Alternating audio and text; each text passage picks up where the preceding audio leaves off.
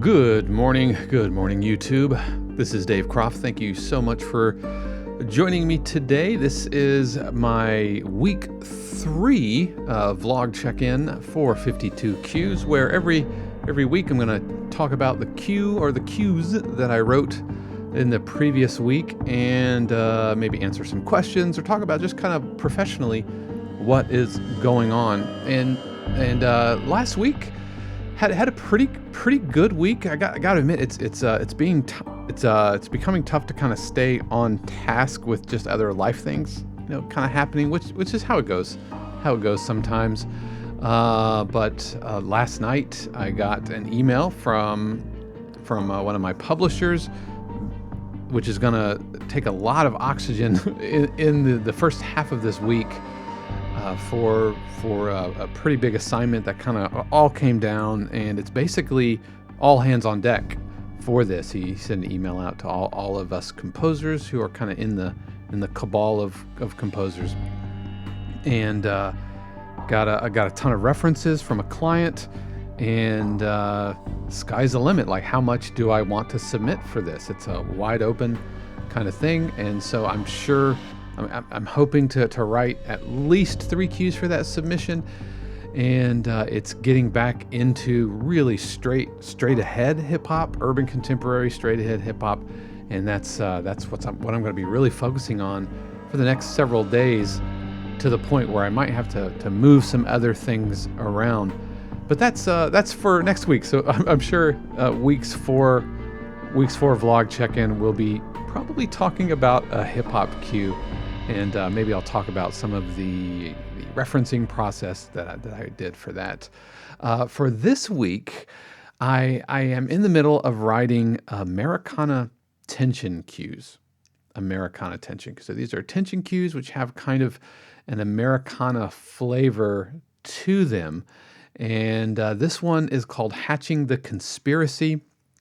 And this is one of the cues that I demonstrated at Full Sail. I teach at Full Sail University, and I have a question from a student who's also, watches my YouTube channel, and so he asked a question that is going to be kind of our topic for today. But before we get into that, let's talk about hatching the conspiracy. Whenever I demonstrate cues and writing cues, I always try to demonstrate using only stock sounds, and then I'll demonstrate using like contact libraries and all that kind of stuff. And so this is a cue that uses only stock Logic sounds, and it's an Americana tension cue. Admittedly, I've not layered in the real Americana aspects to it. I'm going to sprinkle in some guitar and just some strumming guitar, maybe some slide or some harmonica or something.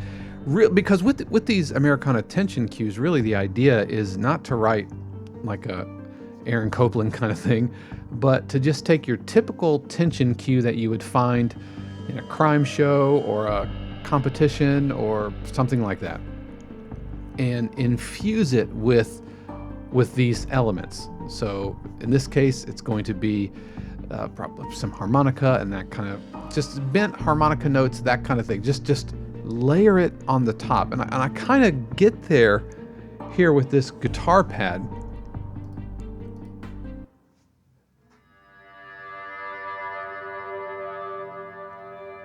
And this sounds very harmonica-like. There's a little pitch bend.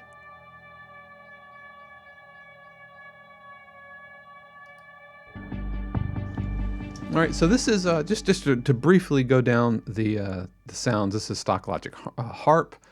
This is not like a blues harp, but an actual orchestral harp. This is the Steinway Grand. This is the King's Cross preset from Logic's strings, their string ensemble. It sounds really, really good, and it sounds really good in small kind of doses. I mean, it's not fantastic, but if you kind of pull it down in the mix, and it can sound pretty decent. And so it's definitely not, because it's not like a high energy tension cue. It's this brewing kind of light tension. Things are about to happen kind of thing. And so the strings don't need to be the main kind of the main event. This is a patch called, this is a heavy pulse bass, which I've put in the middle octaves here.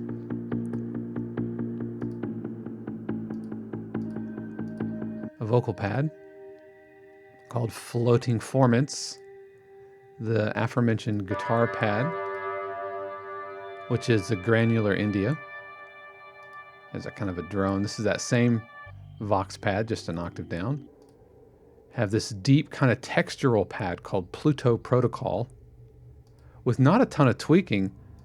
Some more Steinway Grand, taking the Steinway Grand, the bottom note, and reversing it.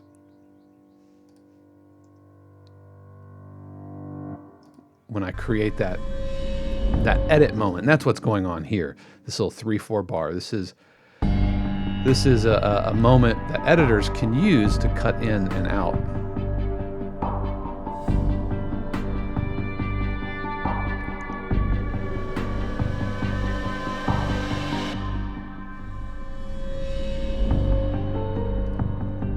Okay, this bell pad is just this really low ringing bell, and it's Aurora over a word I'm not going to try to pronounce. Little bass pulse, which is really required for these light tension. Another heavy pulse bass, just way down. The Orion kit from the drum machine designer, just really kind of spacey drums. Some Gran Casa, which is the orchestral bass drum from the orchestral kit. And a suspended cymbal that I recorded myself. It's the one that's hanging back there. It's an 18-inch Constantinople drum set crash, actually, and recorded that.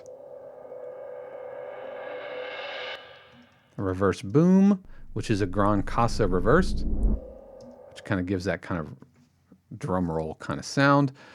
And then I did some bowed cymbal effects using just a little violin bow to create these really spooky sounds. Oops. Yeah, there we go. And then a reverse cymbal from the stock Logic Apple Loop library, just to kind of push energy into that. So these are all, other than the cymbals, these are all stock Logic sounds. I imagine over the course of the year, I'll talk about arrangement a little bit more, and talk about my color system and how I've got it all set up, and why it's like this. It's spoiler. It's to help facilitate creating stems when I output these things. When I go to create a mix that has no melody, I can just immediately look and say, all right, those are my melody stems. That's the kind of the long and short of it. But yeah, just your typical kind of pulse-based light tension cue, which is super important for these types of tension cues. to have that brooding energy, really slow-moving harmony. Chords aren't changing very fast at all, with some layering, so that as you're moving through the cue, you're steadily building, and then you're pulling back energy, and then pushing forward, creating some edit points. Yeah, this year I'm definitely going to talk about form and how I put these types of cues together. So that is the cue, Hatching the Conspiracy. But before we go, I did want to answer a question. This is from a one of my channel folks, and his name is Pro Me. He says, Mr. Croft, I am a current student at Full Sail University. What's happening? Whom you have taught. So it's through I'm not sure exactly who this is because they're using their YouTube name. Says, I'm inspired by your work and I aspire to compose cues for sports, film, and television as well. To keep it short, what outlets should I submit my cues to in order to receive publishing or placements? Well, I mean, that's a really big question, and something that I get asked quite frequently. And the good news is that there are tons of opportunities because there's a ton of TV getting made right now. There's just so much television getting made, and so much of it needs music, and specifically production music, because any sort of unscripted or reality show or documentary, that kind of thing, so many times they are not using scorers. They're not using composers to write the music to match the video. Instead, they don't rely on production or library music, which is what I do and what 52 Qs is about. It's kind of the ethos of what we are doing. So they need a lot of music. So that's the good news. Unfortunately, though, the composing world at large is a lot more knowledgeable and a lot more aware of the production music world than they were even 5 years ago, let alone 10 or 15 years ago. And that means that there's kind of this gold rush mentality to try to get into the library music business. And with tools and DAWs becoming significantly more accessible and sample libraries getting significantly more sophisticated, it means that you don't have to have thousands of dollars of equipment, and you don't necessarily have to have a master's degree in theory and composition, and you don't have to have a stable of players that you have access to be able to record very, very good pieces of music that can absolutely work in a television setting, for a Discovery Channel show or something on TLC or something like that. And so the democratization of the tools has created a kind of stampede of composers into production music. And chances are, if you're watching this channel, then you might be one of those. And I've subscribed to all those channels as well. So that means that kind of just, if you build it, they will come. That's not really going to work. And so I have found that what is so vital, and has always been vital, but especially now in this gold rush kind of everybody go try to saturate the market, is relationship. Relationships are vitally important to sustainability in this industry and to finding work. And it's not going to happen overnight, but it's about relationships. And so I'm going to answer your question by starting there, because that leads me to my recommendation for you or for anybody else. Now, full disclosure, I am, or just being transparent, I'm not sponsored by anybody. The recommendation I'm about to make, I'm not. They don't sponsor me. They haven't given me any money, but I highly recommend Taxi. And I don't use Taxi to get placements. That's not how I think about Taxi. And Taxi, if you're not familiar with Taxi, they're at taxi.com. And I'll try to remember to put a link in the description below. But Taxi is they are an A&R service. And what they do is they connect music supervisors, libraries looking for composers, and they connect composers looking for libraries. And they act as the gatekeeper, they vet submissions. And so the composer pays a fee to Taxi. It's a subscription thing. And then you pay per submission. And at first, if you might be just like me, man, at first I was like, man, that feels like a pay to play kind of thing. But I've interviewed Michael Lasko for Full Sail, actually, and he's just a regular guy who runs a business, and they are an A&R service. They're not an agency. They are an A&R service. And like I said, I don't think of Taxi to get placements. I think of Taxi to help create connection and relationships, especially relationships with libraries or music supervisors who don't accept cold calls, or they don't accept unsolicited submissions.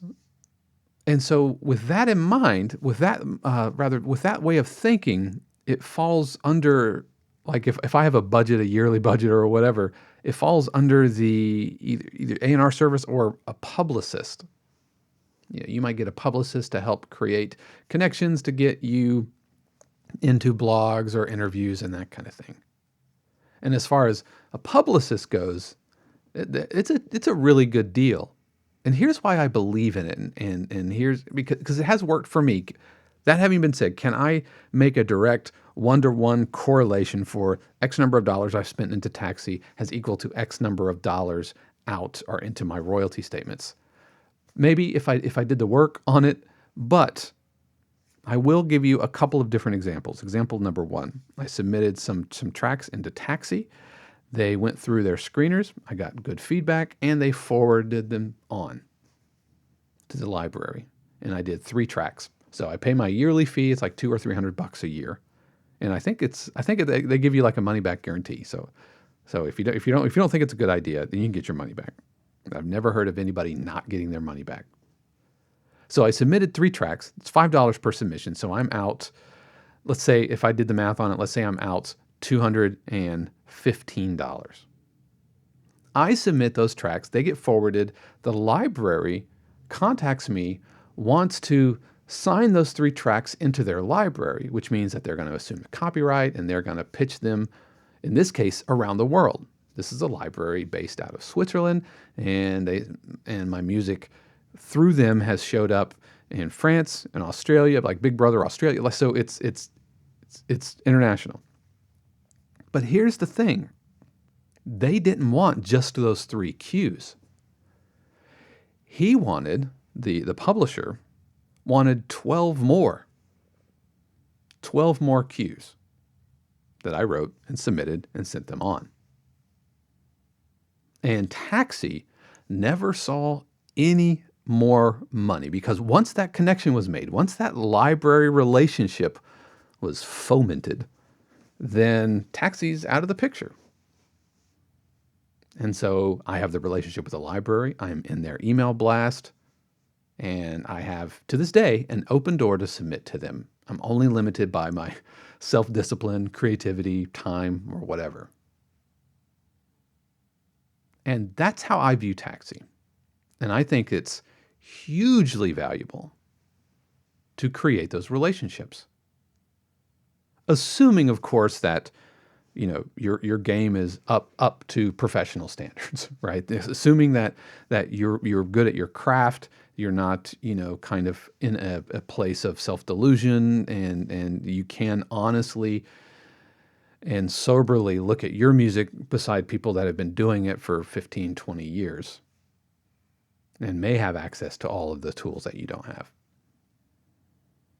So I firmly and wholeheartedly endorse Taxi. And I think of it like I said, like an A&R service, and it makes sense. It's as far as creating those relationships, that's a steal. That's an absolute steal. Another example from Taxi is I submitted some tracks. They went on. Those got placed with the library. 3 or 4 years later, a library sends me a message. Hey, we got these tracks.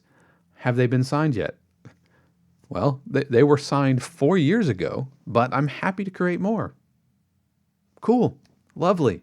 Sign me into the library with an open door. Just submit as much as you want. We'll take 10 of these same types of cues.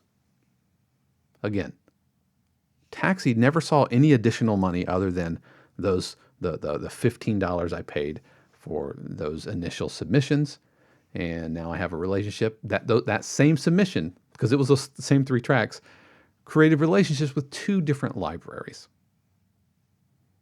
And so I really firmly believe in Taxi, and I think it's a great place to start if you are starting from nothing. Also, Taxi is able to give you and show you what libraries are looking for. They have listings and postings, and you can check and see references and all this kind of stuff. So I highly recommend Taxi because, like I said, the industry right now, it's a gold rush, and these libraries are really inundated with folks just like you, just like me, sending them just unsolicited submissions, and you'll just become kind of part of the noise. So having a way to create a relationship point is really, really valuable. It's really, really valuable. So that would be my recommendation to get started. I'd love to hear what you think. How maybe if you're watching this and you took a different path, I would love to hear about those in the comments. Let me know. If you have any questions for the vlog, I'm happy to answer questions. I would love love to interact and interface with you guys, and I love talking about the industry. I love talking and answering these questions. So please let me know. So yeah, that was my week 3.